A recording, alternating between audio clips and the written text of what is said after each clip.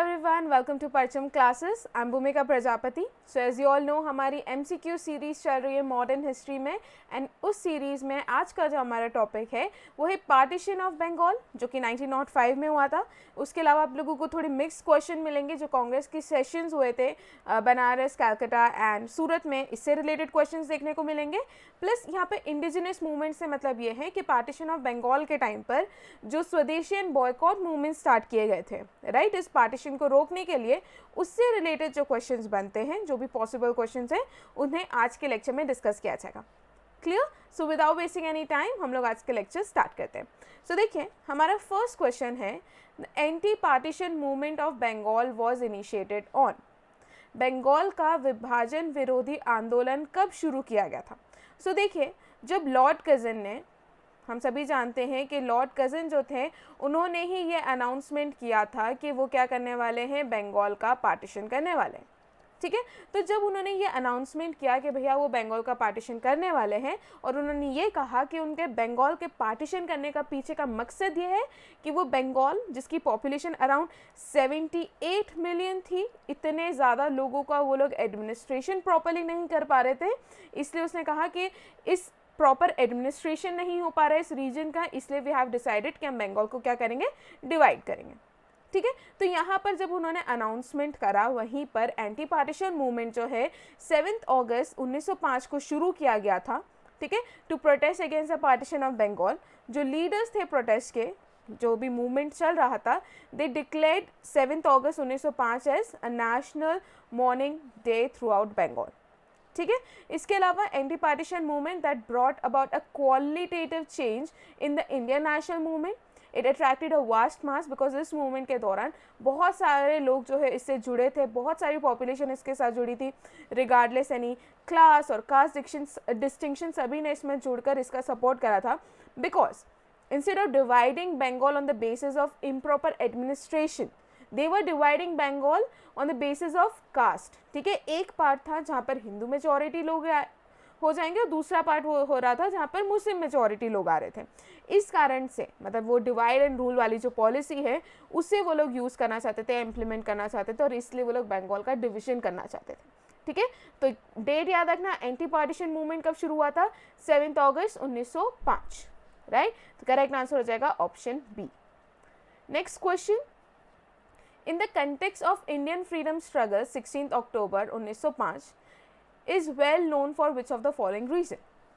तो हम सभी जानते हैं कि पहले अनाउंसमेंट हुआ था कि लॉर्ड कर्जन ने ये अनाउंस करा था कि मैं बंगाल का पार्टीशन करने वाला हूँ, राइट. रीज़न दिया था कि एडमिनिस्ट्रेशन ढंग से नहीं कर पा रहा हूँ.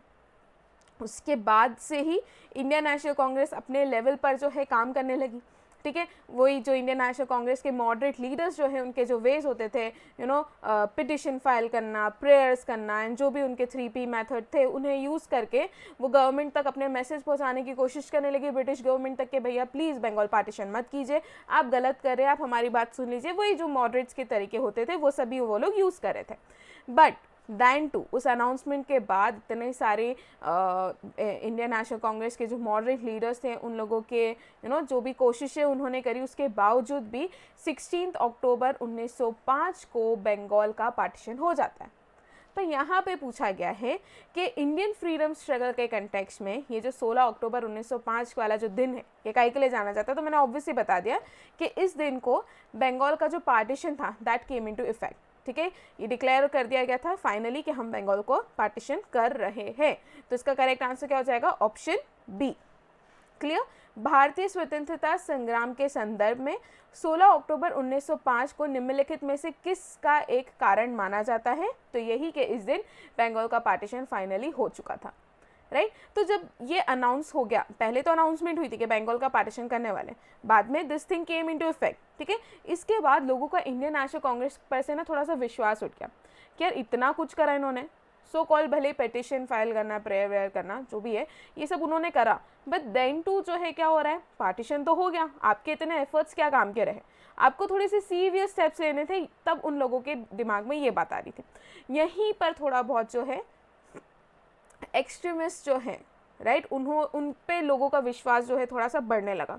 दूसरी चीज़ आप ये याद रखना कि डिवाइड एंड रूल पॉलिसी के अलावा दूसरा एक सबसे बड़ा रीज़न था बंगाल को डिवाइड करने का, वो था कि बंगाल वाज सेंटर, ठीक है, जहाँ से नेशनलिज्म जो है वो काफ़ी ज़्यादा स्प्रेड हो रहा था।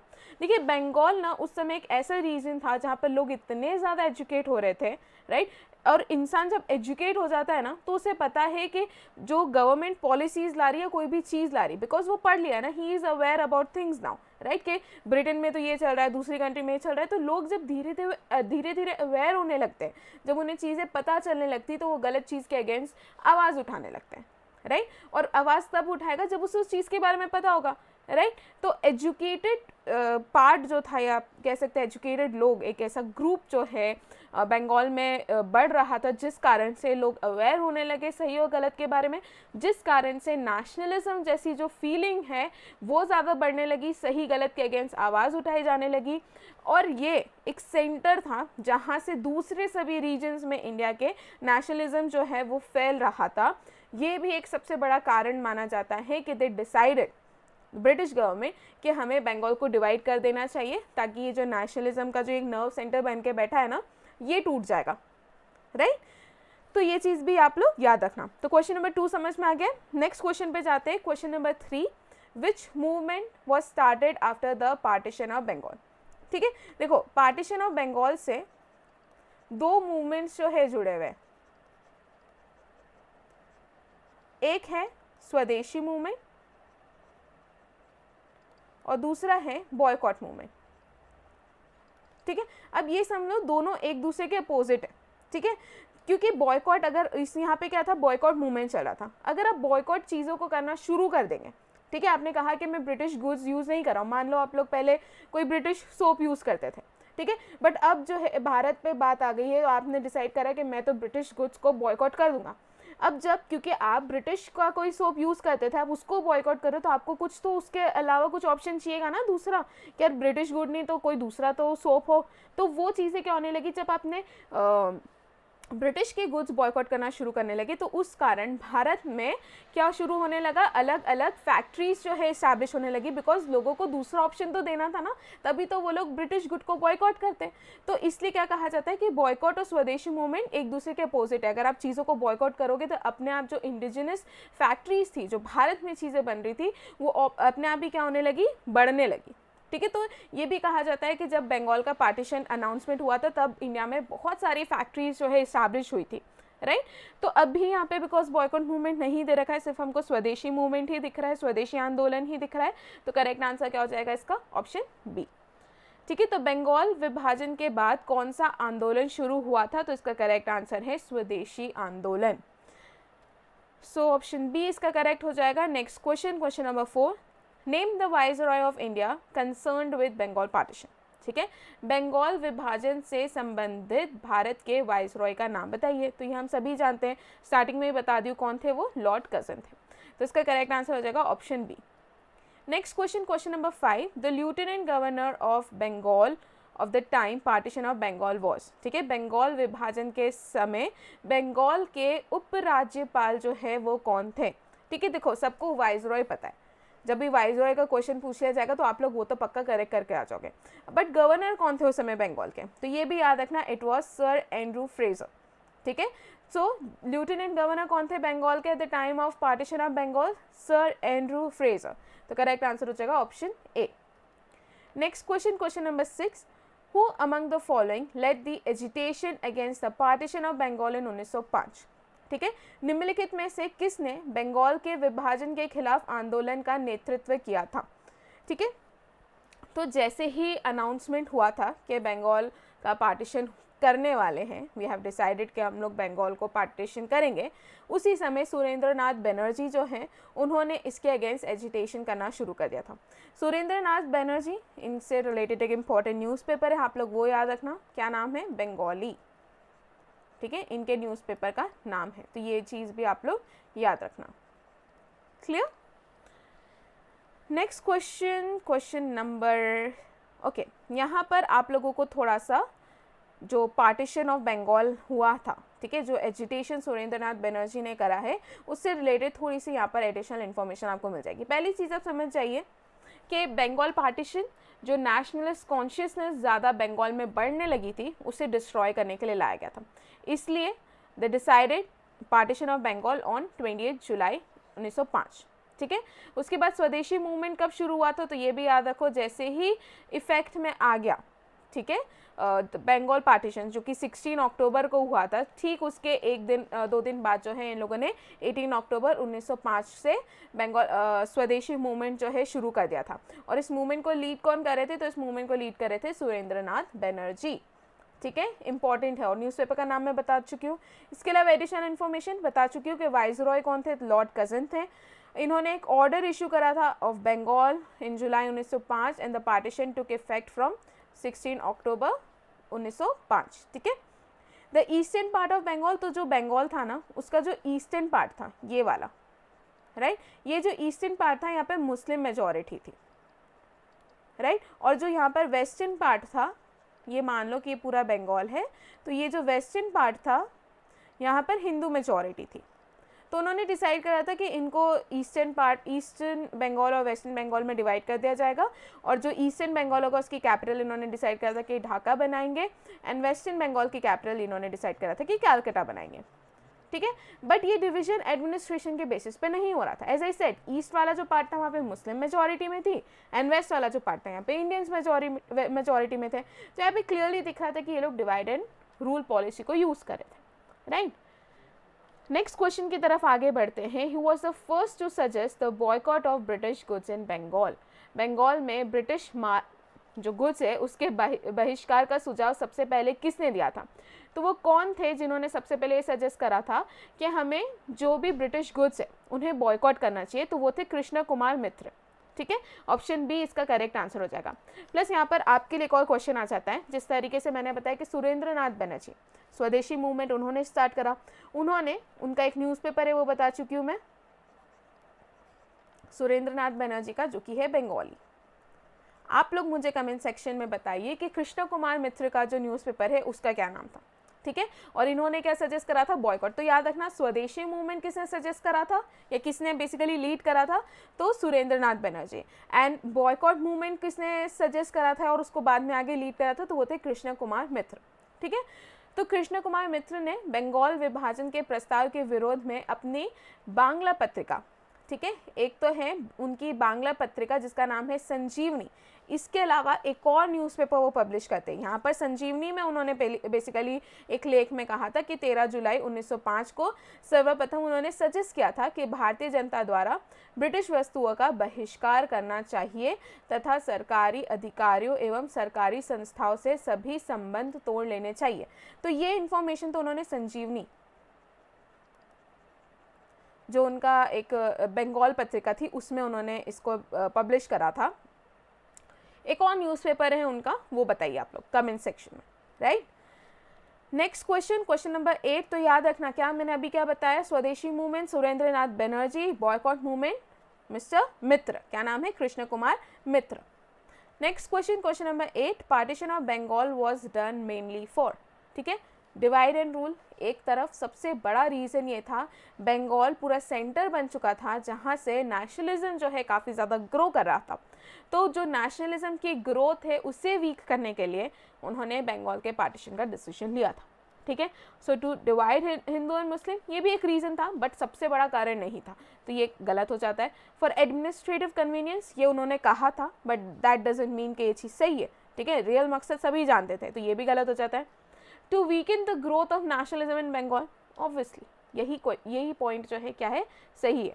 तो बंगाल का विभाजन मुख्यतः किसके लिए किया गया था, सो बंगाल में राष्ट्रवाद के विकास को कमज़ोर करने के लिए बंगाल का विभाजन किया गया था, राइट। तो क्वेश्चन नंबर 8 का करेक्ट आंसर हो जाएगा option C. Next question number 9, in which year partition of Bengal made by lord Curzon was cancel. ठीक है, सो बेसिकली एक दरबार ऑर्गेनाइज हुआ था, दिल्ली दरबार।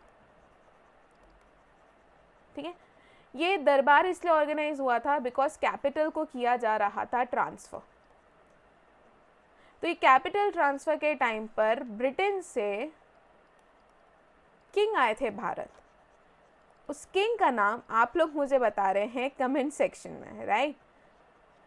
और इन्होंने बताया था, इन्होंने ये डिक्लेयर करा था कि जो बंगाल का पार्टीशन हमने किया था उस पार्टीशन को हम क्या कर रहे हैं, कैंसिल कर रहे हैं। तो ये बात है ऑप्शन ए 1911 की, ठीक है। लॉर्ड हार्डिंज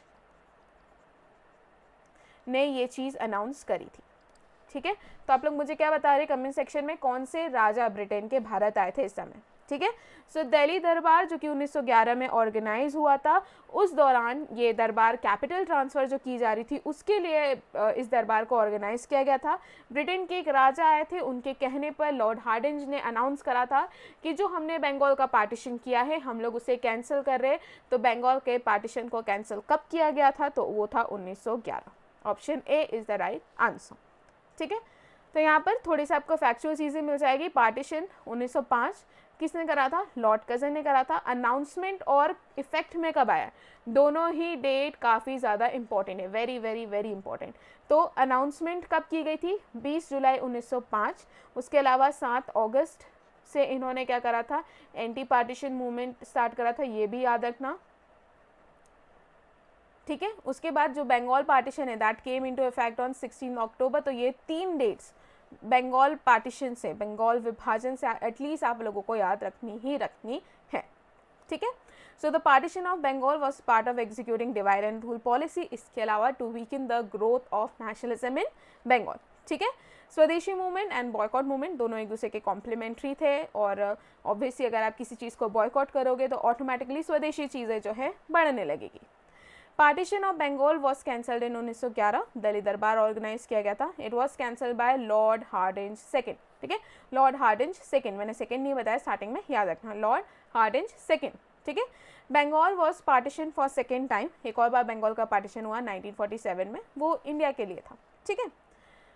आगे बढ़ते हैं हमारे नेक्स्ट क्वेश्चन की तरफ। Question number 10, which of the following classes was mainly unaffected of स्वदेशी मूवमेंट 1905, ठीक है। सो देखिए, यूजुअली देखा जाए तो लार्ज पार्ट पे सभी लोग, ऑलमोस्ट सभी लोगों ने पार्टिसिपेट करा था, बट सबसे ज़्यादा अनअफेक्टेड जो लोग रहे हैं इस स्वदेशी मूवमेंट में वो है, एक तो फार्मर्स थे और दूसरे मुस्लिम थे। मुस्लिम इसलिए कहूँगी मैं क्योंकि इसी पर्टिकुलर टाइम के बाद जो है all India Muslim league establish हो जाती है, प्लस जो बाल गंगाधर तिलक है, ठीक है, कुछ लोग चीज़ों का गलत मतलब निकाल रहे थे। बाल गंगाधर तिलक ने कुछ फेस्टिवल्स जो है स्टार्ट करे थे, जैसे कि शिवाजी फेस्टिवल उन्होंने स्टार्ट करा था, गणेश फेस्टिवल उन्होंने स्टार्ट करा था। तो उन लोगों को लग रहा था कि मुस्लिम्स को थोड़ा सा ना साइड में निकाल के रखा जा रहा है, तो कुछ चीज़ों के गलत मतलब निकाले जा रहे थे और कुछ लोग एक्चुअल में फेवर थे, ठीक है, कुछ लोगों की अपनी पॉलिटिक्स चल रही थी। तो उस चीज़ के चलते एक तो फार्मर्स जो कि मेनली अनअफेक्टेड रहे हैं स्वदेशी मूवमेंट में, दूसरे थे मुस्लिम, राइट। तो इसका करेक्ट आंसर हो जाएगा बी एंड सी होना चाहिए, जो कि मुझे दिख रहा है ऑप्शन 3 में, ठीक है। ऑप्शन 3 इसका क्या हो जाएगा, करेक्ट आंसर हो जाएगा। सो यहाँ पर आपको दूसरी चीज़ें मिल जाएगी, जैसे कि 20 जुलाई इंपॉर्टेंट डेट है, याद रखना है। अनाउंसमेंट हुआ था कि बंगाल का पार्टीशन करने वाले। 7 अगस्त अगेन इंपॉर्टेंट है, एंटी पार्टीशन मूवमेंट स्टार्ट किया गया था। It was organise in Calcutta's town hall, जिसे swadeshi which was known as swadeshi movement, ठीक है। तो क्या कहा मैंने यहाँ पर कि 7 अगस्त 1905 one of the first mass protest जो है उसे ऑर्गेनाइज किया गया था कैलकाटा के टाउन हॉल में, वो जो मास मूवमेंट या मास प्रोटेस्ट जो वो स्टार्ट कर रहे थे वो था स्वदेशी मूवमेंट, ठीक है। कौन लीड कर रहा था, सुरेंद्रनाथ बनर्जी। न्यूज़पेपर का नाम क्या है, Bengali, right. So from this movement people started opposing the British office, their institute, and they started boycotting foreign goods because स्वदेशी अपना रहे तो foreign goods को boycott करना ही है, right? A remarkable aspect of स्वदेशी movement was seen in active participation of women, ठीक है। तो women's का काफ़ी अच्छा participation था। To collect the public support, Ashwini Kumar Dutt he organise the committee, जिसको स्वदेशी बंदा कमेटी कहा जाता है। ये भी याद रखना कि इस कमेटी को किसने स्टार्ट करा था, तो वो थे अश्विनी कुमार दत्त। उसके अलावा लाला लाजपत राय और Aurobindo Ghosh, they also played leading role in fabrication of movement's character.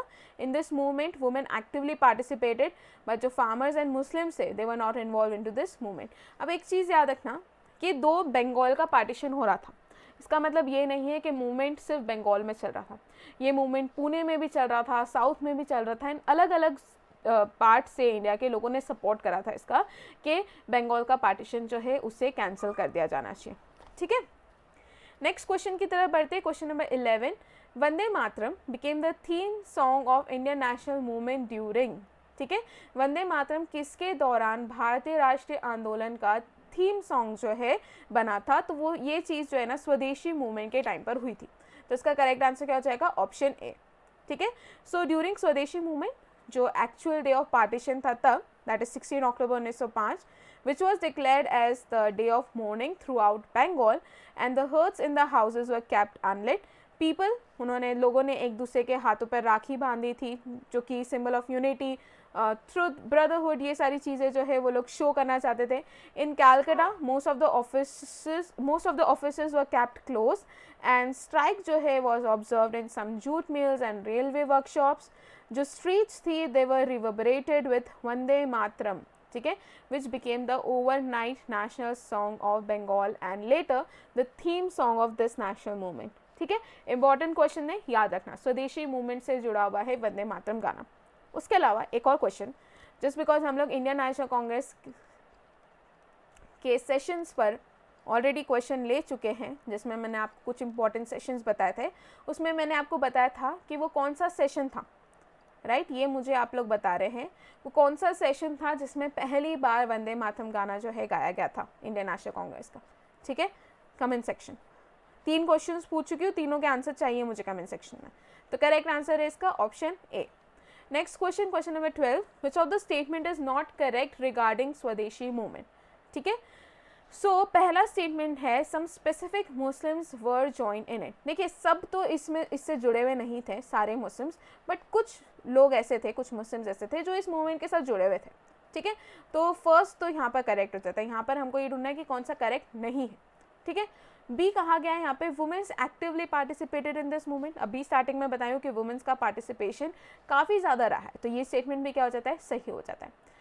Neither this movement affected Bengal farmers nor they were joint. मैंने अभी कहा कि 2 ऐसे लोग थे जिन्होंने इस मूवमेंट में वो लोग, उन पे कोई इफेक्ट नहीं पड़ा था इस मूवमेंट का, वो थे farmers and Muslims.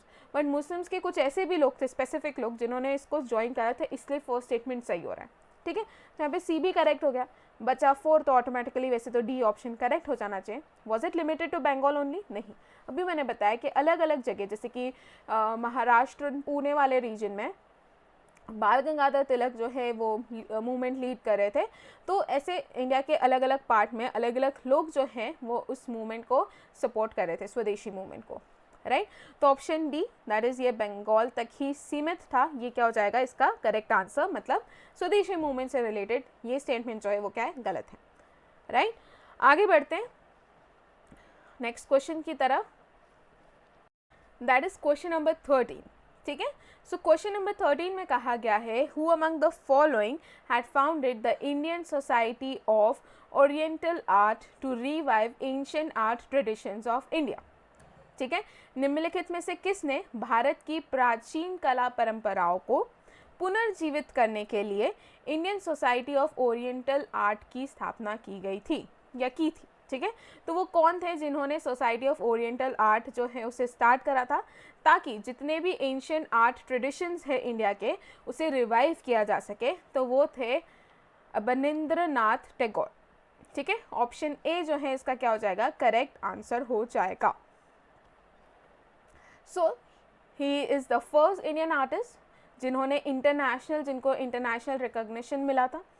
Abanindranath Tagore was the principal artist and founder of Indian Society of Oriental Art। important है, याद रखिएगा, इससे क्वेश्चंस बने हैं।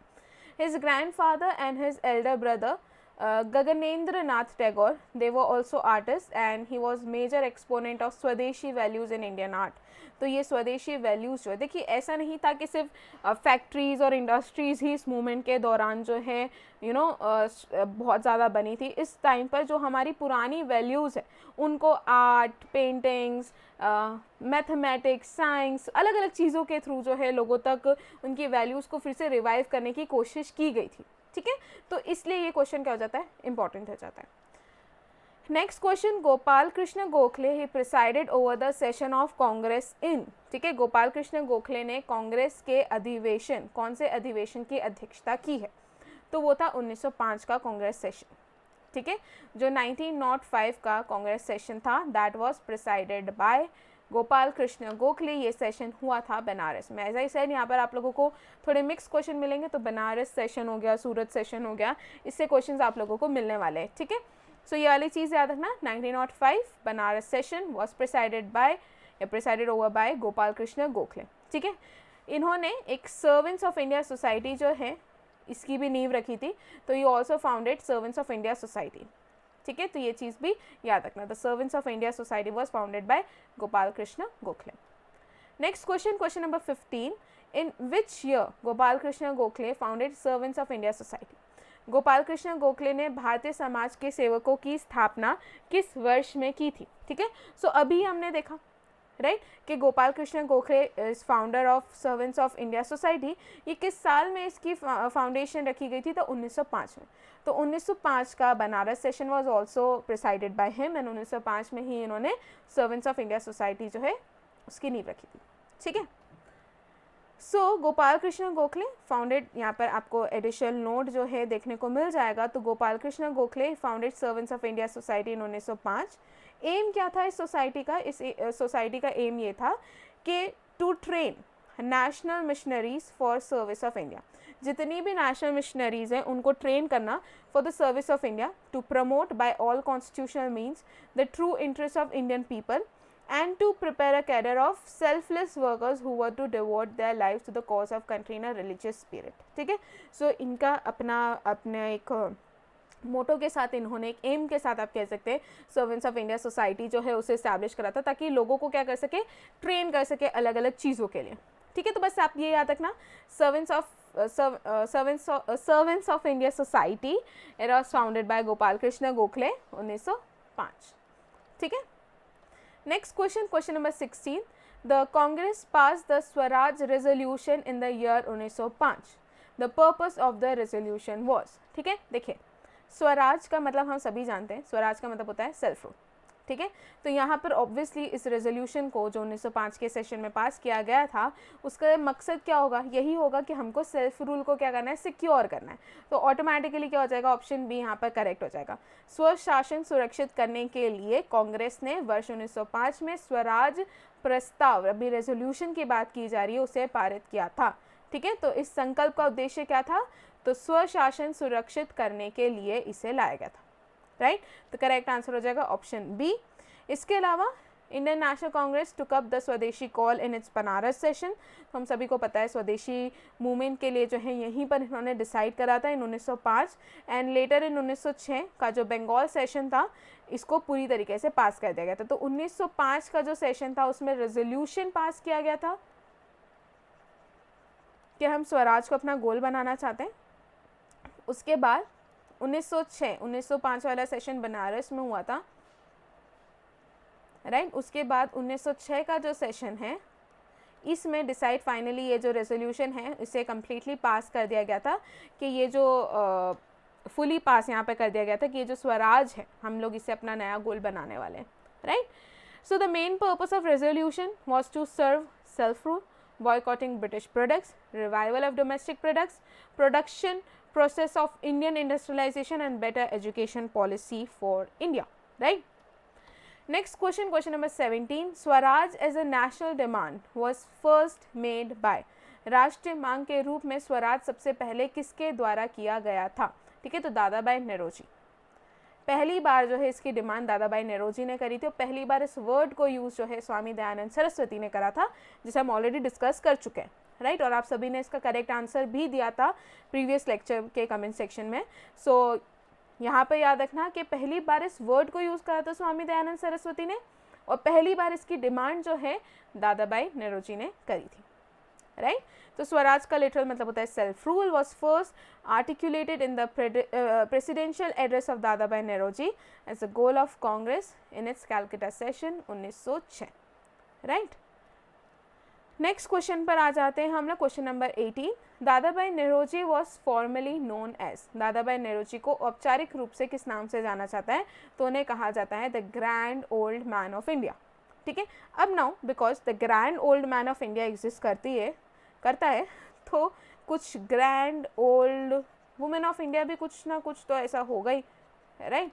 तो वो आप लोग मुझे बताइए कमेंट सेक्शन में, the grand old women of India किसे कहा जाता है, ठीक है। The grand old man of India कहा जाता है दादा भाई नौरोजी को। आप लोग कमेंट सेक्शन में मुझे बता रहे हैं the grand old women of India किसे कहा जाता है। क्लियर? तो करेक्ट आंसर क्या हो गया? Option D. यहाँ पर इनके बारे में थोड़ी सी डिटेल दी गई है, ये आप लोग पढ़ लीजिएगा। जैसे कि मैं इनके 3 सेशंस बता चुकी हूँ। लाइक सेकेंड जो इंडियन नेशनल कांग्रेस का सेशन था उन्होंने प्रिसाइड करा था, उसके बाद 1893 का सेशन इन्होंने प्रिसाइड करा था, 1906 का सेशन इन्होंने प्रिसाइड करा था। पहले पारसी थे, ठीक है, जिन्होंने इंडियन नेशनल कांग्रेस सेशन को प्रिसाइड करा था। तो ऐसी जो भी दूसरी इंपॉर्टेंट चीज़ें हैं आप लोगों को यहाँ से पढ़ लेनी है जब आप लोगों को पीपीटी मिल जाएगी तब, राइट। आगे बढ़ते हैं। Which one of the following statement is not correct about दादा भाई नौरोजी, ठीक है। हमको इसमें इनकरेक्ट स्टेटमेंट जो है उसे ढूंढना है। दादा भाई नौरोजी के बारे में निम्नलिखित में से कौन सा कथन सही नहीं है?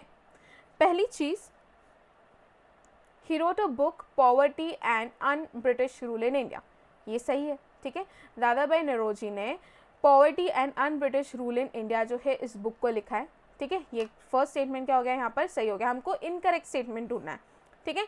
He worked as professor of Gujarati in the university London, in the university college London. तो सेकेंड स्टेटमेंट भी क्या है यहाँ पर? सही है, ठीक है। उन्होंने एज अ प्रोफेसर जो है, एक गुजराती यूनिवर्सिटी कॉलेज था लंदन में, वहाँ पर एज अ प्रोफेसर काम करा था, ये भी सही है। उसके बाद he led the foundation of women's education in Bombay, ये वाला स्टेटमेंट भी सही है। बचता है लास्ट, तो देखा जाए तो ऑप्शन डी ऑटोमेटिकली करेक्ट हो जाएगा, बट एक बार पढ़ लेते हैं कि was elected as member of British parliament on the ticket of conservative party, ठीक है। देखो, हो सकता है कि शायद आप लोगों को ये 2 स्टेटमेंट्स के बारे में पता नहीं हो, ये बहुत ऑब्वियस है, इनकी बुक्स के बारे में आप लोगों ने पढ़ा ही होगा, तो poverty and un British rule in India आप लोगों को पता ही होगा, ठीक है। दूसरा, अगर आपने थोड़ा सा डिटेल में और अच्छे से दादा भाई नौरोजी के बारे में पढ़ा होगा तो आपको पता होगा कि ये he was elected as member of British parliament on the ticket of conservative party. तो क्या कंजर्वेटिव पार्टी की तरफ से वो इलेक्ट हुए थे? तो जी नहीं, लिबरल पार्टी की तरफ से, ठीक है। तो अगर आपने ढंग से पढ़ा होगा तो आपको पता होगा कि वो लिबरल पार्टी की तरफ से। तो अगर आप लोगों को शायद अगर ये 2 ना भी पता होते ना, तो आप लोगों को ये तो एटलीस्ट पता होना चाहिए, राइट।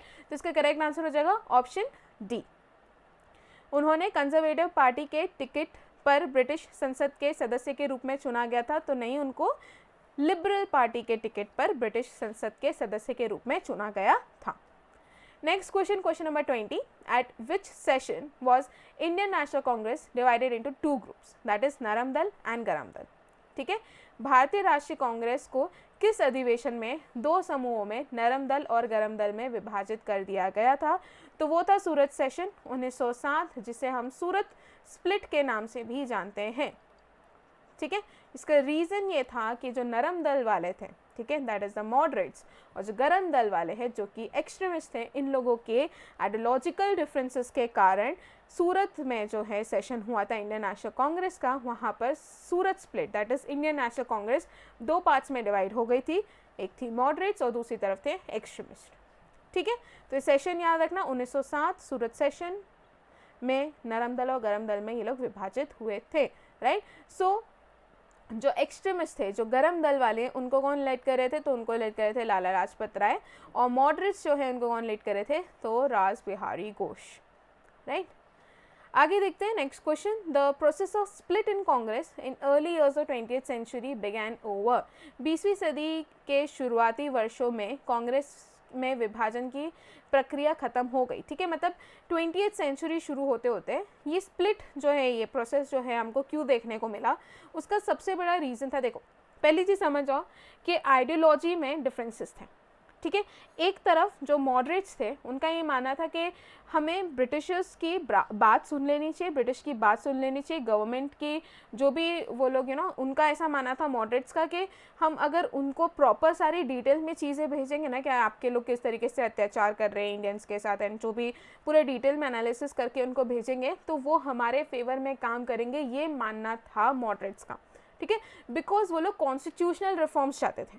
वहीं दूसरी ओर एक्सट्रीमिस्ट का ये मानना था कि भैया तुम्हारे पिटिशन फाइल करने से, प्रेयर करने से, हाथ जोड़ने से कुछ नहीं मिलने वाला, हमें ज़रूरत है उन्हें प्रेशराइज करने की, ठीक है। हम उन्हें जब तक प्रेशराइज नहीं करेंगे हमारी डिमांड्स फुलफिल नहीं होगी, ठीक है। तो दोनों के तरीके, स्ट्रैटेजीज, ऑब्जेक्टिव्स दोनों के काफ़ी ज़्यादा डिफरेंस थे, ठीक है, और इसी कारण से सूरत स्प्लिट देखने को मिला है। सो पहली चीज़ यहाँ पे कही गई है the strategies of Congress movement, obviously, तो ये क्या है, सही है। द ऑब्जेक्टिव्स ऑफ कांग्रेस, इसमें भी डिफरेंसेस थे, ये भी सही है। The partition of people in the Congress movement, ये चीज़ भी सही है। तो इससे क्या पता चल रहा है, option D all of the above इसका करेक्ट आंसर हो जाएगा, राइट। यहाँ पर आप लोगों को डिटेल मिल जाएगी कि कांग्रेस पार्टी जो है आखिर उसका सेपरेशन मॉडरेट्स और एक्सट्रीमिस्ट में हुआ था, सूरत सेशन में हुआ था 26 दिसंबर 1907, ठीक है। अब डिटेल में नहीं जा रहे, ऑलरेडी आप लोगों को बता चुकी हूँ मैं, आप लोग पढ़ लीजिएगा एक बार इसे, right. Next question, question number 22, split of Surat in Indian national Congress was held, इसी क्वेश्चन है, 1907 में हुआ था। तो भारतीय राष्ट्रीय कांग्रेस में सूरत का विभाजन कब आयोजित हुआ था, तो 1907 में हुआ था। तो करेक्ट आंसर हो जाएगा ऑप्शन बी, ठीक है। तो इंडियन नेशनल कांग्रेस दो ग्रुप्स में डिवाइड हो चुका था, extremist and moderate. Surat session 1907, session हुआ कहाँ था, तो ताप्ती रिवर के बैंक पर हुआ था। ये आई गेस आप लोगों ने कहीं नहीं पढ़ा होगा, तो याद रख लीजिएगा, ठीक है। The extremist obviously Lokmanya Tilak, Lala Lajpat Rai, Bipin Chandra Pal, ये लोग लीड कर रहे थे। एंड मॉडरेट्स को गोपाल कृष्ण गोखले, नॉट बाल गंगा, अच्छा गोपाल कृष्ण गोखले लीड कर रहे थे, राजबिहारी घोष भी इसके पार्ट थे। एंड बाल गंगाधर तिलक जो है हेडलाइट एक्सट्रीमिस्ट, दैट इज गरम दल इन सूरत स्प्लिट। एडिशनल इन्फॉर्मेशन है जो ऑलरेडी मैं आप लोगों को स्टार्टिंग में बता चुकी हूँ, राइट। अब यहाँ पे ख़त्म होते हैं हमारे कुछ इंपॉर्टेंट क्वेश्चंस जो कि हमने Bengal partition and Surat split and दादा बहन रोजी इन लोगों से लिए हैं। आई होप यहाँ तक सारी चीज़ें आप लोगों को समझ में आई होगी एंड कोई डाउट नहीं होगा। और अगर कोई डाउट है तो आप लोगों मुझसे कमेंट सेक्शन में पूछ सकते हैं, राइट। यहाँ पर आ जाता है हमारे सेशन के एंड होते ही हमारा आता है question of the day. And हमारा क्वेश्चन ऑफ द डे है, who among the following was founder of all India Muslim league, ठीक है। ऑल इंडिया मुस्लिम लीग के फाउंडर कौन थे, और आप लोग मुझे ये भी बता रहे हैं कि ये जो ऑल इंडिया मुस्लिम लीग है ये किस ईयर में इस्टेब्लिश हुई थी, ठीक है। तो इतने आप लोगों को जवाब मुझे कहाँ पर देने हैं, कमेंट सेक्शन में, ठीक है। इसके अलावा लेक्चर में मैंने दूसरे जो क्वेश्चंस आप लोगों से पूछे उसके भी जवाब आप लोग मुझे कमेंट सेक्शन में देंगे, okay. So thank you so much, मिलते हैं हम लोग दूसरे लेक्चर में, ओके, थैंक यू।